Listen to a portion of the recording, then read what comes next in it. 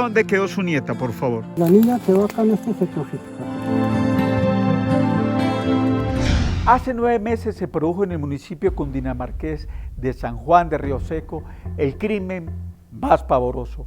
Una menor de edad partió al más allá por cuenta de un misterioso victimario que, por llevársele el celular, dijeron, la sacó de este mundo. Luego de muchas pesquisas, hace 5 meses capturaron al sindicado del atroz caso en el municipio de Aguadas Caldas, a donde había huido para evadir la acción de la justicia. A pesar de que está capturada la familia de la menor, teme que pueda haber impunidad por un posible vencimiento de términos. ¿Qué pasa en este hecho?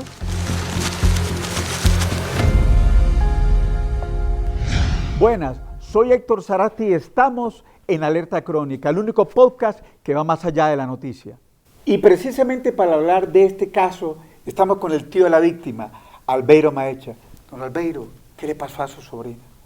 Don Héctor, siendo el 26 de abril del 2024, mi sobrina procedía a salir de su colegio como lo hacía habitualmente, llegando hacia la finca del señor Luis Carlos Garay, donde ella se quedaba para subir más o menos 1 kilómetro de distancia hacia la casa. Siendo las 2 de la tarde, la niña procedió a bajarse de la ruta, a subir hacia la finca, y en un punto donde ella se cambiaba sus zapatos para seguir el camino, la aborda un tipo, no sabemos el por qué, tal parece que por hurtarle el celular. Bueno, en ese caso, siendo las 3 de la tarde, aproximadamente a las 3:30 o por tardar a las 4 tenía que haber llegado ya a la casa. No llega, mi padre ese mismo día baja hacia donde don Luis Carlos, vuelve y sube, y subiendo hacia el trayecto se encuentra al tipo bajando. Lo mira de frente, lleva un pantalón blanco, una camisa negra y una gallina en la mano, en una de sus manos. Mi padre lo ve normal porque nunca había pasado esto. Él sigue hacia la finca y siendo las 4 de la tarde ya la niña no llegaba. La niña no llegaba, esperamos hasta las 4:30, casi hasta las 5 de la tarde, y ya no era normal que la niña no llegara porque ya siempre llegaba por tardar a las 4 de la tarde. Mi padre se procede a devolver a buscarla y llega hasta donde don Luis Carlos. Me dicen que no, que la ruta, ya se comunicaron y dice que la ruta la dejó a las 2 de la tarde. La niña ya estaba desaparecida, no sabíamos el por qué. En ese momento se une don Luis Carlos, mi papá y los vecinos y proceden a buscarla, y un primo ha llegado a buscarla a ver qué había pasado. Suben y aproximadamente 400 metros de donde ella se cambiaba sus zapaticos, la encuentran en un área boscosa de una quebrada. La encuentran, o sea, como si la hubieran botado a unos 50 metros del camino hacia la parte de arriba.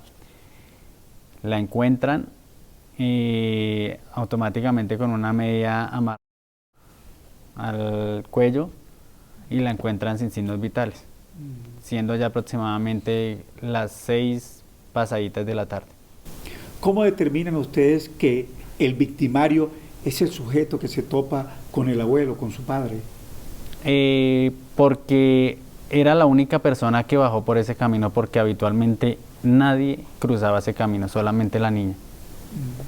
Y mi padre ese mismo día dijo que la única persona que se había encontrado era ese tipo. Era un andariego que vino a recolectar café, y fue la única persona que se encontró mi papá en ese momento en que él iba subiendo. Nadie más bajó, nadie más subió por ahí. ¿Qué hizo ese tipo? ¿Salió de ese punto? ¿Para dónde se fue? ¿Y cómo se escapó? Don Héctor, mire, él llega a ese punto donde le quitó la vida a mi princesa, baja, coge y se echa aproximadamente yo le pongo que por ahí entre 30 a 35 minutos de la carretera al pueblo. Llegando al pueblo, cruza el parque hacia una esquina, hacia el Deleite, aborda, hay 3 taxis, pregunta a cualquiera de ellos que si le hace el favor y lo lleva, ninguno le hace el favor. Se procede a bajar hacia la esquina de la alcaldía que hay un taxi parqueado de un señor Brian. Él procede a llevarlo porque nadie lo quería llevar. Él procede a llevarlo y abordar hacia La Rioja. Y hasta ese punto llega y coge, ahí está la policía. En los videos se ve que está la policía, le hace el desquite a la policía, los evade y coge un bus de la Rápido Tolima con destino hacia Bogotá. ¿Quién era su sobrina? Era una niña muy agradable, muy hermosa, muy decente. La puedo describir como una princesa que ya no se metía con nadie. Tenía sus sueños, quería ser psicóloga y quería, o sea, poder trabajar y poder sacar a sus abuelitos adelante. Cuando le quitaron a usted prácticamente no a su sobrina, sino a su hija, ¿usted qué piensa, qué reflexión le trae ahora? No, Néstor, mire, para mí en mis pensamientos yo digo que le quitan a uno como la mitad de la vida, porque hasta el momento ha sido muy duro superar eso. Pero Dios ha sido una fortaleza muy grande en mi corazón y mi hijo, que tiene 3 añitos, me ha ayudado mucho a superar esto también.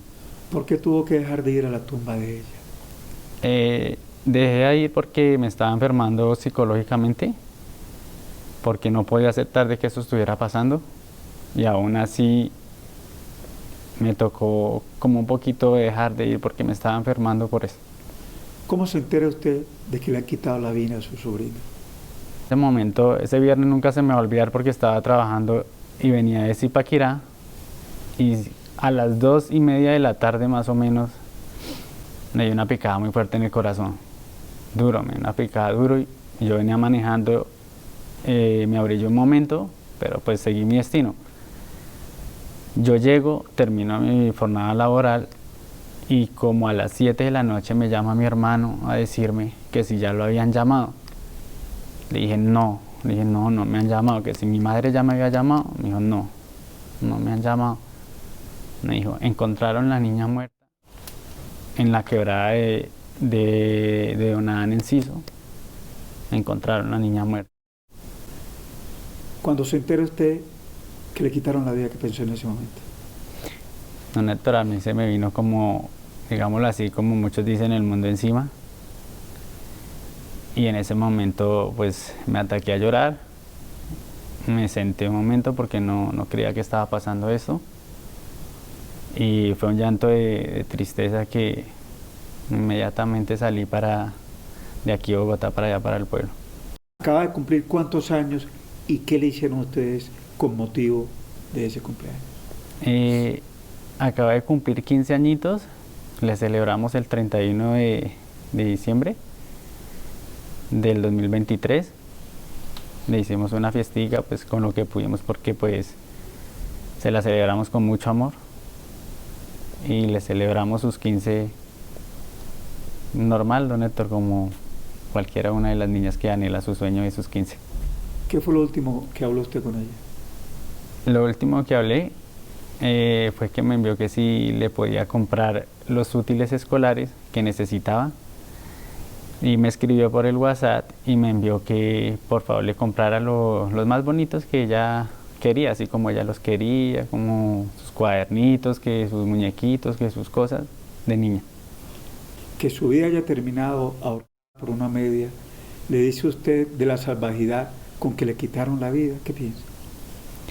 No, Héctor, o sea, pienso que una persona de esas, no sé, como que no tiene corazón y haber hecho una atrocidad de esas no tiene perdón de Dios.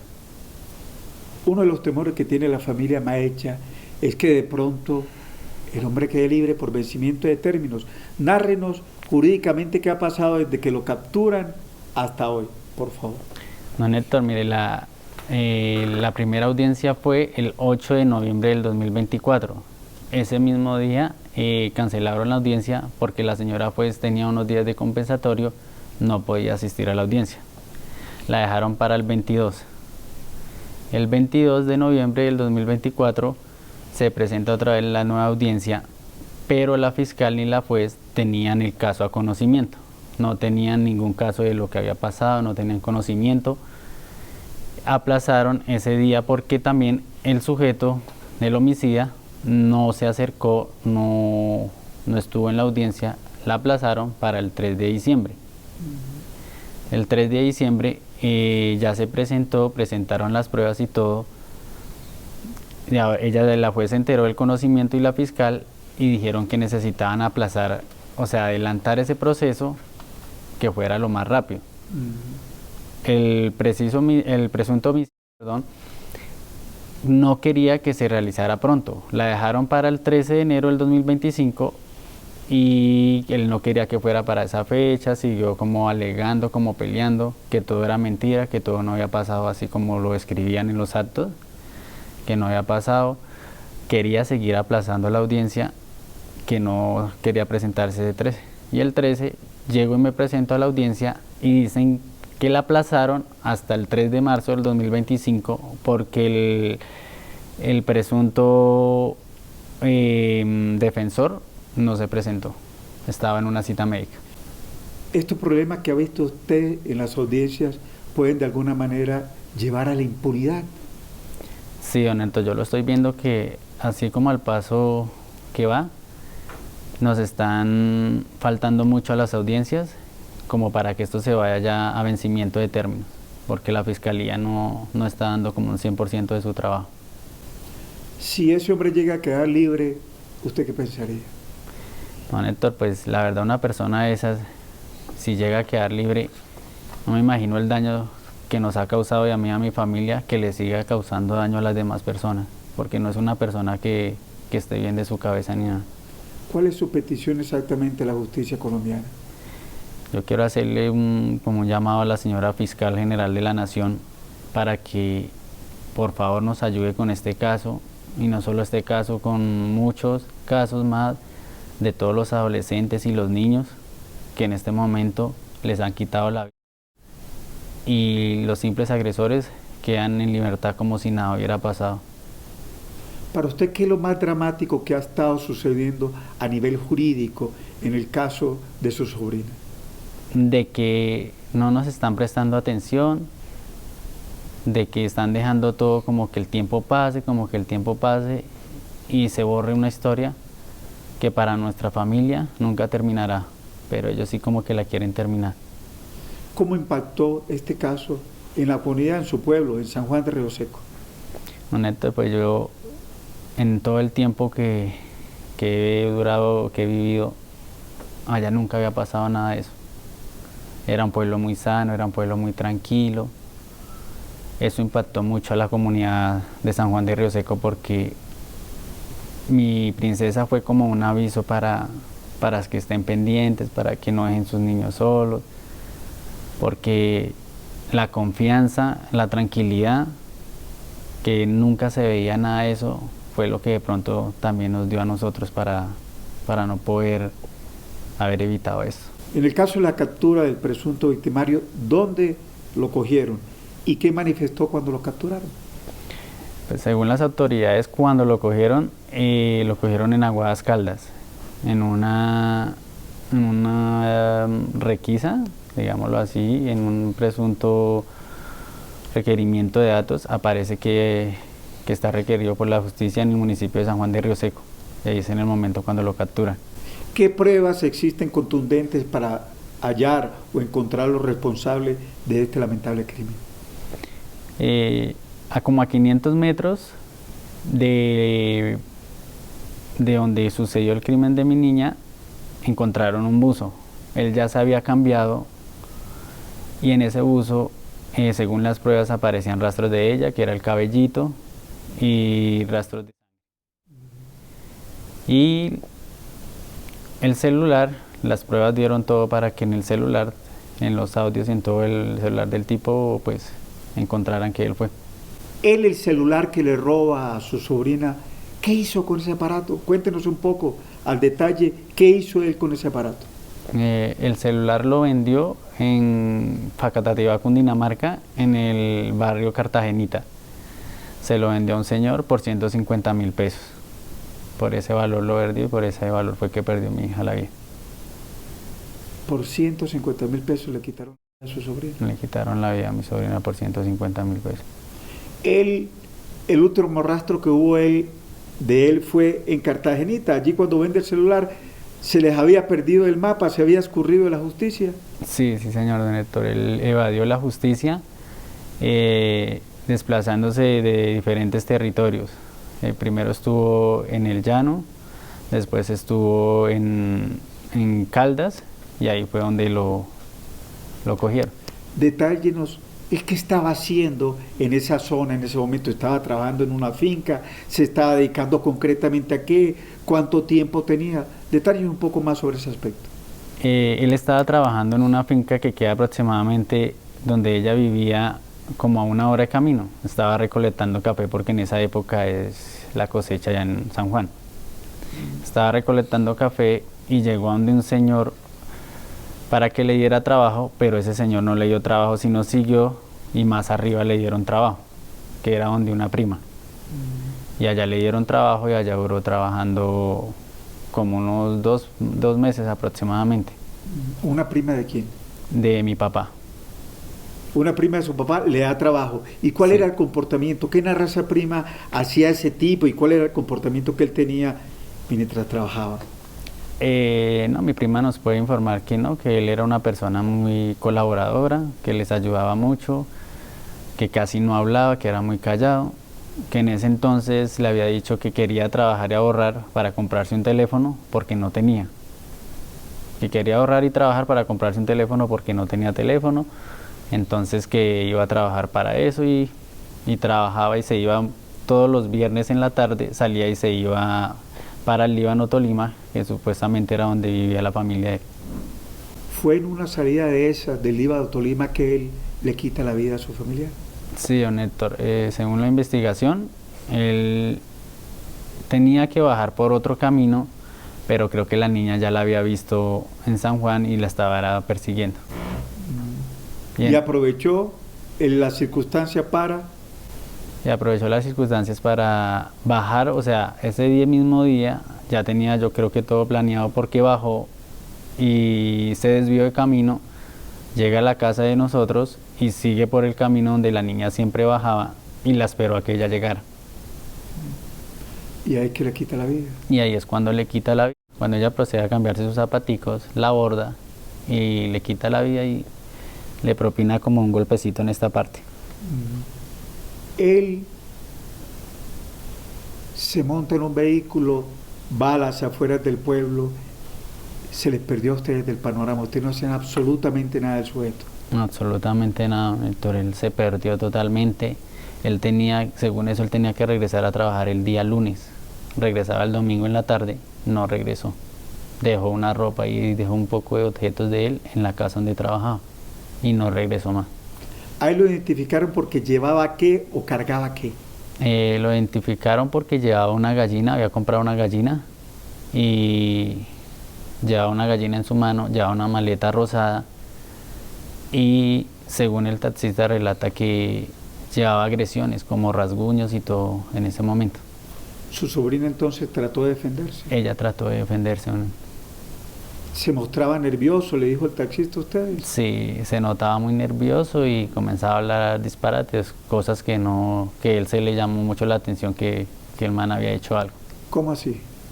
O sea, comenzó a decir que venía haciendo limpieza, que era una persona que había sido un guerrillero, que en ese momento venía a hacer limpieza y que si necesitaba algo que le dijera al taxista, que él venía a limpiar la zona. ¿Y limpiar la zona fue quitarle la vida a su sobrina? Según eso, pues sí, honesto, pero pues no veo el por qué, porque la niña era muy inocente y muy tierna y no veo por qué tenía que quitarle la vida. Si usted tuviera 15 segundos para hablar con el victimario, ¿usted qué le diría? Yo creo que en ese momento le diría que por favor dígalo toda la verdad de lo que pasó y en ese caso que lo perdone Dios. ¿Cómo se mostró en la audiencia donde se presentó ese sujeto? Todo el momento estuvo muy asustado, todo el momento no hacía sino moverse y diciendo que no, que todo lo de lo que lo acusaban era falso, que él no había hecho de vender el celular, que él no había, o sea, no había botado digamos que sus pertenencias a la mitad de camino, que a los 500 metros donde encontraban el buzo, que él no había hecho nada de eso. Siempre llevando la contraria. Entonces, ¿qué decía él hizo? ¿O quién fue el responsable para él? Pues don Héctor, yo no, según las investigaciones de la fiscalía, todo da para que él haya sido, porque todo concuerda. Si usted tuviera esos mismos 15 segundos para hablar con su sobrina, ¿usted qué le diría? Si yo tuviera esos 15 minutos, le diría que me perdonara por de pronto haberla dejado sola y no pude estar más tiempo con ella, para haberla protegido. ¿Ella no tuvo un hogar que la respaldara concretamente? Sí, don Héctor, ella, mi papá y mi mamá, pues eran como los papás de ellos, porque mi hermana, pues cuando decidió hacer su hogar, nosotros con mi madre no la dejamos ir, pues porque era una niña y teníamos que protegerla porque uno nunca sabía qué le podía pasar. Pero siempre, en lo poquito, en lo harto, siempre estábamos pendientes de ella y siempre se le mandaba pues lo que uno alcanzara a darle. Ella era prácticamente su hija, ¿no? Sí, ella era mi hija. Yo desde chiquitica la anhelaba como mi hija. Siempre fue mi hija. ¿Cómo deben de recordar los colombianos ese caso que aconteció en San Juan de Río Seco? No, Néstor, yo creo que en este momento y todo el mundo el que esté viendo este programa, yo diría que amen a sus hijos, que les dé un abrazo y que siempre les dé, así sea el último abrazo, así estén de mal genio o peleando, pero que siempre les diga que los ama porque los hijos es lo primordial en la vida. ¿A usted le faltó darle ese último abrazo a ella? Sí, Néstor. ¿Por qué?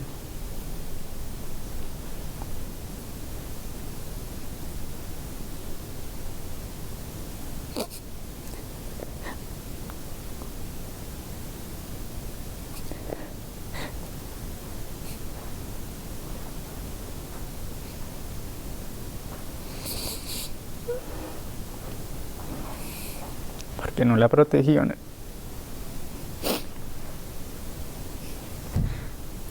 Era para haber estado con ella más pendiente de haberla protegido. Pero usted no tenía por qué saber que ese sujeto quería quitarle la vida. No, señor. ¿Se siente usted culpable de algo? Sí, don Héctor, de no haber estado allá para haberla protegido en ese momento.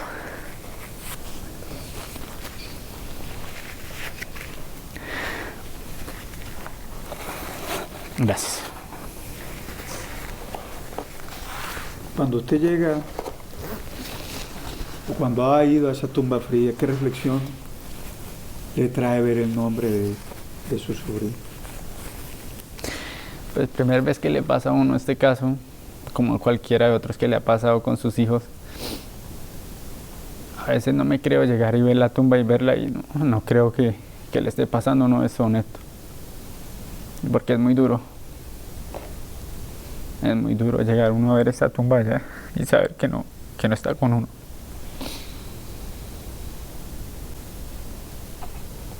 Durísimo, ¿no? Duro, Néstor, eso es algo que no se olvida o se olvidará hasta el día que uno parte de este mundo. Y el resto no, es un sentimiento muy profundo que los familiares de todos los niños que han muerto en este mundo o que los han asesinado saben el sentimiento que es. ¿Usted ha soñado con su sobrina? Sí. ¿Qué sueña con ella? Me soñé que venía bajando una montaña muy hermosa. A ella le gustaban mucho las mariposas y que habían muchas mariposas y que ella estaba muy feliz. Y allá donde estaba muy feliz. Y cuando se enfrenta usted con la cruda realidad de una tumba fría, Me despierto llorando. Me despierto llorando porque no sé que se despierta uno en la realidad y sabe que es verdad todo. cuando usted la abrazaba, ¿qué pensaba? Teniendo ella vida, obviamente. Sentía mucho como amor y quería darle todo lo que de pronto el papá no le dio. Ella sufría mucho de ausencia de sus padres. A ella le hacía mucha falta el papá y la mamá. ¿Le hicieron falta realmente? Sí, claro, Néstor. El papá y la mamá es fundamental para todos los niños de Colombia y para mi sobrina también. Para mi princesa ya le faltó mucho el amor de la mamá y del papá. Y cuando usted la vio en ese féretro, No, cuando la vi yo no lo creía. Lo único que hice fue darle muchos besos. Y no lo creía, neta. Verla ahí yo no lo podía aceptar. mirando usted esa cámara que está allí, hágale pedido a la justicia colombiana de que este caso no quede en la impunidad. Yo le quiero hacer un llamado primeramente a la Fiscal General de la Nación que por favor nos ayude con este caso, al señor presidente Gustavo Petro, que por favor que nos ayude en este caso y que no se quede impune como muchos casos y como ha pasado con muchos niños aquí en Colombia. Todos los niños es un tesoro que Dios le da a uno y pienso que hay que respetarle la vida hasta el último ser y que se haga justicia. Hay personas que viendo este caso debieran pensar que deben ser mejores padres. Sí, claro, Neto. A veces muchos, de pronto por errores de su pasado, no han sido buenos padres. Pero no hay que justificar de que los hijos es lo mejor que Dios le puede dar a uno en la vida. ¿Se puede decir de alguna manera que a Charit o a su sobrina en ocasiones la trajeron a sufrir a este mundo? No, Neto. De pronto no. Ella no vino a sufrir, pues había momentos en que sí le hacía falta la mamá y el papá, pero pues en ocasiones ella fue feliz. Albeiro, Héctor, muchísimas gracias a usted y a su programa por haberme atendido en este momento. Que Dios los bendiga por todo eso. ojalá logre el fin que lo trajo a este programa, de que verdaderamente haya justicia. Que así sea, don Héctor. Muchas gracias. Don Albeiro, muchas gracias. Y hasta aquí, Alerta Crónica. Por favor, no olviden suscribirse a todas nuestras redes sociales. Nos encuentra como Alerta Crónica.